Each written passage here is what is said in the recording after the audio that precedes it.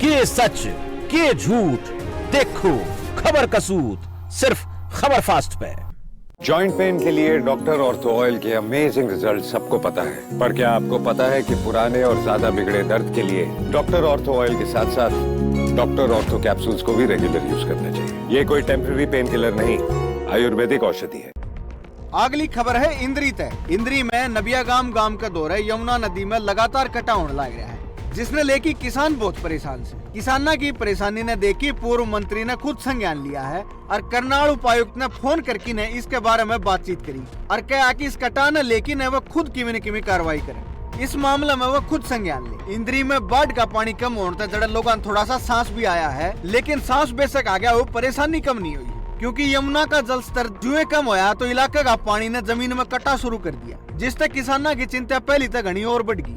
यो कटा इंद्री हल्के के गांव नबियाबाद दौरा जारी है। पानी कम होने के बाद में इस एरिया में लगातार कटा होने लग रहा है और किसान इस कटा ने रोकने का खूब प्रयास करने लग रहे हैं, लेकिन किसाना द्वारा इसे साधन तो को नहीं और न ऐसा कोई इंतजाम कि वो इस कटा ने रोक दें। बिना साधना बिना इंतजाम बिना यो कटा रुकेगा तो आखिर रुकेगा खूब करे। इस बारे में प्रशासन ने भी सूचना दे दी गई है, लेकिन फिलहाल प्रशासन वाले भी इसका कोई ध्यान कौन दे रहे, जिसकी वजह से किसान बहुत हताश और निराश हो रहे हैं। किसाना का कहना है कि जब टेम रहने दे और टेम तक यो कटा रोक दिया जा रहा तो यह समस्या इतना बड़ा मुंह को नहीं पाड़े जितनी ईब इसने मुश्किल कर रखी है। और जब यो कटा ईब भी नहीं रोका गया तो यो गांव का नहीं हो लेगा, और जब एक बार गांव का नहीं हो लिया तो फिर यो रोकना असंभव है। फिर तो नु समझ लो ये रुका है कौन। किसाना ने प्रशासन से अपील करी कि तावड़े इसका नहीं ध्यान दो, इससे पहले की टेम बीत जाए थम तावड़े इसका ध्यान दो और इस कटा न बंद करो। प्रशासन वाले ने पहली जो ठोकर लगा रखी थी वह भी इस कटा में बहगी।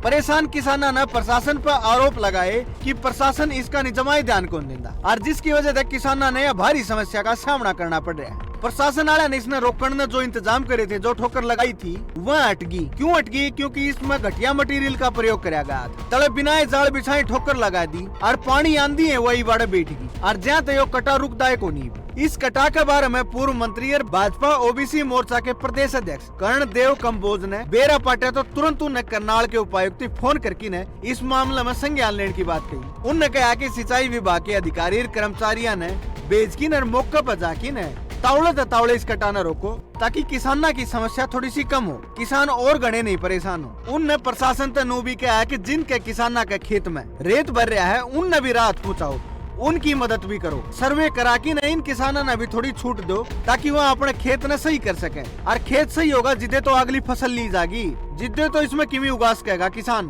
पहले ये किसाना का बहुत बड़ा नुकसान हो रहा है और सरकार तावड़िए जिन किसाना का नुकसान हो रहा है उनकी गिरदावरी करवा के न मुआवजा देगी ताकि किसाना न राहत मिल सके।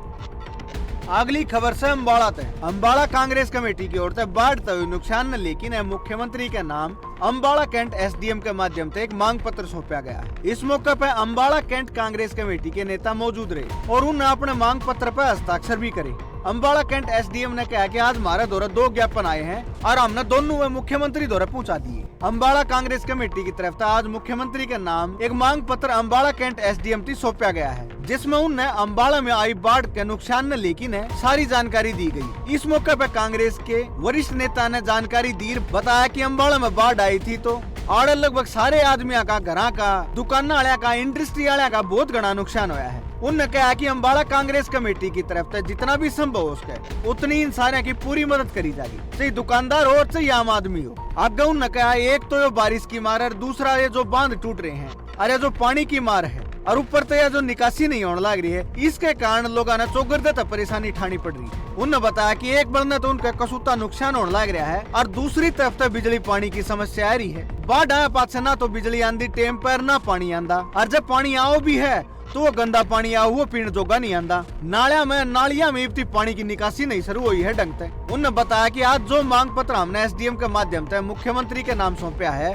उसमें हमारी जो मांग है उन हमने सबसे पहले तो नू कही है कि अम्बाड़ा में जितना भी बाढ़ ग्रस्त इलाका है वो बाढ़ प्रभावित क्षेत्र में शामिल कराया जाए, और इसके साथ ही लोगों के दुकानों में, घरों में जो भी नुकसान हुआ है उसका सरकार उचित मुआवजा दे, और इसके साथ साथ इंडस्ट्रिया में जो नुकसान हुआ है उन सारे 1 साल की जीएसटी की राहत दी जाए। 1 साल उन पर जीएसटी नहीं ली जाए। और आगे उन्होंने कहा कि जो जमाए आर्थिक रूप से कमजोर हैं और कमजोर और गरीब आदमी का भी जो नुकसान हुआ है उसका भी सरकार ने उचित मुआवजा देना चाहिए। हमारी सरकार तो ये मांग।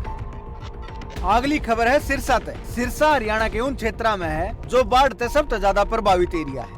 घग्गर नदी का जलस्तर न लेकिन है प्रशासन ही पूरी तरह अलर्ट है, क्योंकि प्रशासन वाला ने बेरा की घग्गर नदी में जलस्तर कदे भी बढ़ सके। इसने लेकिन है सिरसा के उपायुक्त ने कहा कि हमने आगे खातर पूरी तैयारी कर रखी और इस बाढ़ के कारण लोगों ने बहुत सारी परेशानी ठानी पड़ी है और जब बाढ़ चली भी गई तो भी ये परेशानी कई दिन और रहेंगी। लोगों ने बाढ़ अपने के लिए पानी ये कौन लेके आई, बहुत घनी बीमारी भी लेके आई थी और ये पानी घटने के बाद में लोगों ने इन बीमारियां तो लड़ना पड़ेगा। हमने इन बीमारियों की रोकथाम के खातिर अधिकारियों तीन दिशा निर्देश दिए हैं। हमने स्वास्थ्य विभाग की निर्देश दिए सर कहा है कि जितने भी बाढ़ संभावित और प्रभावित एरिया हैं उनमें जरूरत के हिसाब से दवाई दो और लोगों की देखभाल करो और इन एरिया में सबसे पहले फर्स्ट एड किट तैयार करवा के नर्वे भेजो। और गेल की गेल उन्होंने कहा कि मोबाइल यूनिट और एम्बुलेंस सेवा इस दौरान हम पूरी तरह एक्टिव रखो। जड़े भी जरूरत हो उड़े तुरंत प्रभाव तो ये सारी सेवा दो। लोगों की सेवा कर दे, जमाए ना इसको। जितना जल्दी हो सके उतना लोगों द्वारा मदद पहुँचाओ ताकि इस बाढ़ के कारण जो बीमारी हो है उन पर तावड़ा से तावड़ा काबू पाया जा सके और ये ज्यादा नहीं फैलन पाना।